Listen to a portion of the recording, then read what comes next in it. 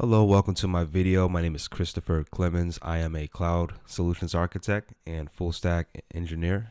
And in this video, I'm going to break down the theoretical concepts of building a secure cloud network and just pretty much also an overview of how these things work and what they are. Because I know when I first started, it was very difficult for me to grasp what each of these services do, and how they interact with each other. So I just built this chart and also have a guideline to help with explaining that. So first of all, I expect you to have some understanding of the cloud of AWS, specifically AWS, because that's the vernacular that I'm going to be using. But this also applies to other cloud services like Azure or Google public cloud. But in this example, I'm using AWS vernacular resources. So to explain how this all works from an overview, just on the theoretical level, look at a VPC as your digital business, right? A digital infrastructure that represents your business, right? In real life, you have a storefront. You might have a jewelry store or bank. Yeah, I think a bank's a really good example. So your bank allows the public to walk in only when it's open. So think of the internet gateway, which is something that you attach to your VPC, which is your virtual private cloud. This represents the front door to your business. So this determines whether people from the outside can come in and where they go and where they're allowed to go. That comes from the routing table, which is down here, but I'll get to that in a second. So just look at the internet gateway as a door that's locked and that you as a business can control whether people come in or not. Now, your availability zones, as you can see here, the AZ boxes, this, of course, I guess it could represent a real life scenario when you have like different locations that, your business uses. So if your business is closed on this side of town, your customers can go on this side of town. So it's the same thing with computers. So if your service is running on availability zone A and it goes down with a proper setup, and if you have load balancing or whatever, that's another term that I'm going to get into later. But if you have something in place set up for your traffic to route to the other service, that'll make sure that your users can still access your application, or in this case, access your business while the other side of your business is down. So that's what that's for, and that's how that works. Now look at your subnets. What you see here is the individual rooms inside of your business. So you may have an area for customers, or where your customers come in and talk to bank tellers or investment bankers. And then you also have other rooms maybe for investors that are more private, or even a bank vault is a great example of a private resource that we don't want the public to know about or have access to. So that's represented in this table as well. So if you look at a subnet, you think of a subnet as a room where you keep your resources inside of, right? Your valuable resources. So that could be your bank vault, that could be records, that can be patient records, that can be anything private that you don't want anybody, or just anybody to access. And with subnets, the really cool thing about AWS and all cloud services is that they allow you to use some kind of access control list. And as you can see, I have a note on the side that explains exactly what an access control list is. So an access control list basically is a way for you to monitor or regulate traffic going in and out of the subnets. So they can be attached to subnets, and by default, they're stateless, and they allow all inbound and outbound traffic by default. That's only going to allow them to communicate with each other, because the VPC only allows traffic internally based upon because of the internet gateway. But like I said, it's not exposing you to the public internet, but it's allowing the subnets to talk to each other, if that makes any sense. So that's how that works. Now we also have another thing called a security group, which is a stateful way to manage traffic on individual instances, like a VM, for example, EC2 instance, or and Azure is called virtual machines, I think, but on Amazon for sure it's called EC2.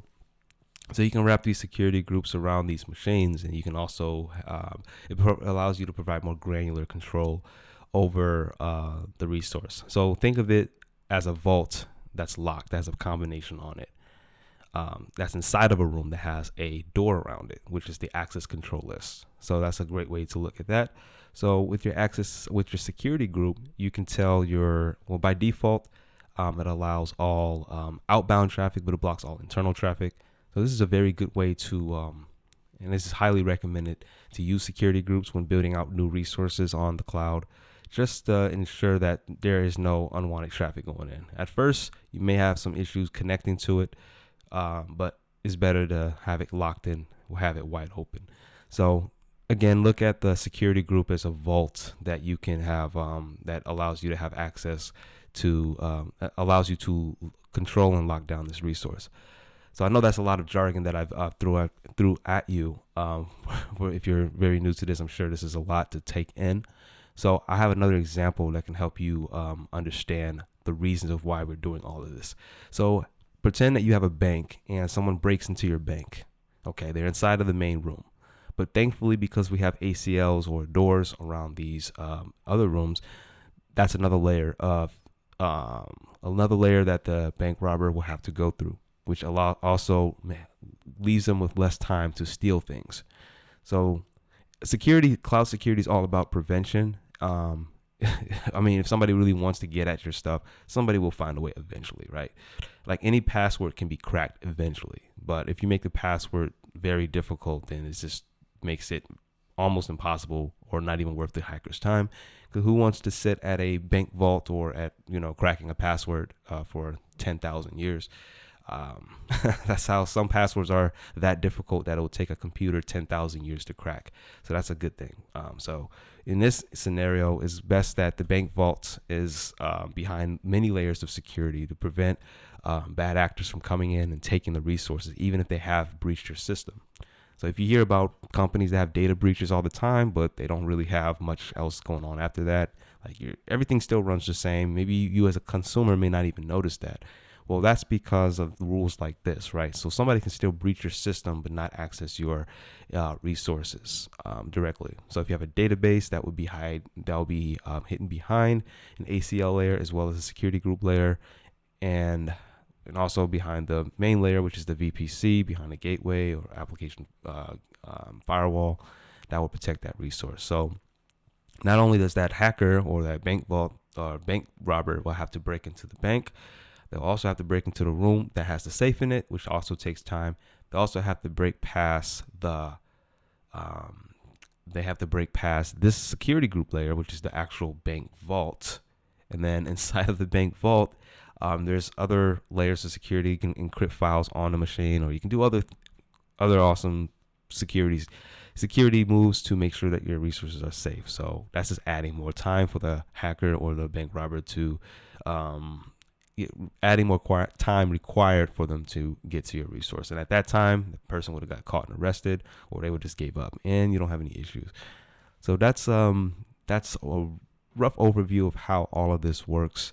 I know it's a lot, and I'm also learning new things every day as well. But this is just something that I wanted to create to give people a good introduction or just a good understanding of why all of this is necessary, and the benefits that it can provide to your organization. I will get to the other details. Like I noticed, I made this, but if you notice that there are IP addresses, like you see the 10.0.1, 10.0.2 on the subnets. Now those are IP addresses assigned within the CIDR range from the VPC, but that's another topic that I can go into. And if you have a background in networking, of course you understand that, but for those who don't, I would suggest that just do some research on CIDR ranges and how they work in VPCs and subnets on cloud services to give you an understanding of how all of that works. Because it has, there's a lot of different, we can go really deep into all of these topics if we want to. But just for this video, just trying to keep it simple and short and to the point. And once again, my name is Chris. Thanks for watching. I'm a full stack software engineer and enterprise cloud solution architect.